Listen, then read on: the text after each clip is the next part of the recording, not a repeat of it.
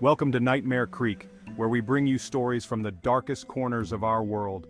Tonight we're heading to a place where spirits linger, and one man's nightmare became the inspiration for one of horror's greatest novels, The Shining. This is the Stanley Hotel. Tucked in the remote Rocky Mountains of Colorado, the Stanley Hotel was built in 1909 by inventor Freeland Oscar Stanley.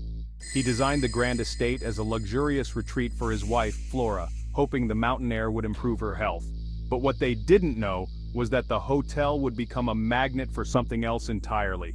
Paranormal legends, terrifying apparitions, and spine-chilling events have made the Stanley one of the most haunted hotels in America. Our journey into the paranormal begins with room 217, the hotel's most infamous suite. It was here that Stephen King and his wife Tabitha stayed one chilly night in 1974. He claims that this very room inspired his vision of The Shining. But what King saw, or rather felt, wasn't his imagination. According to King, he had a disturbing dream where his son was chased through the hallways. But he's not the only one to experience something strange. Many guests have reported flickering lights, phantom voices, and the feeling of a ghostly presence. The ghost most often seen in room 217 is that of Elizabeth Wilson, a housekeeper who nearly died in an explosion in 1911. Wilson was lighting lanterns in room 217 when she was seriously injured in an explosion. She survived the blast but passed away years later. Mrs. Wilson never truly left the hotel. Guests report waking up to find their beds neatly tucked, items mysteriously packed, and even feeling a presence sitting on the edge of the bed.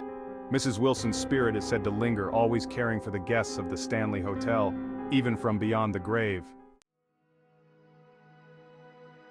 It's not just room 217 that holds paranormal secrets. Downstairs, the concert hall becomes alive with the ghostly presence of Flora Stanley, who loved to play the piano here. To this day, visitors report hearing faint, eerie tunes echoing through the hall, even when no one's there. Legend says that Flora's spirit is drawn to the music, her melody haunting every corner of the hotel. Staff have also reported seeing an ethereal figure in white floating near the piano. They say that as long as the hotel stands, Flora's ghost will continue her performance.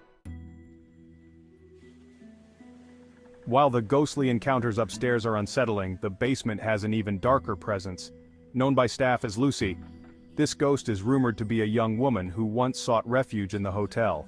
Forced out into the cold by caretakers, she tragically froze to death nearby, and her spirit is said to roam the basement. Visitors have reported feeling an intense chill, hearing whispers, and seeing her shadow darting through the basement corridors. Lucy's story is a sad reminder that not all who enter the Stanley Hotel ever truly leave.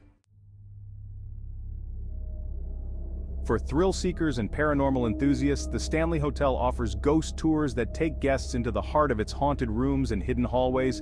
Thousands of people have come to experience its spectral inhabitants, many leaving with stories of their own. If you ever find yourself drawn to this historic hotel, be warned, the spirits of the Stanley Hotel may reveal themselves to you.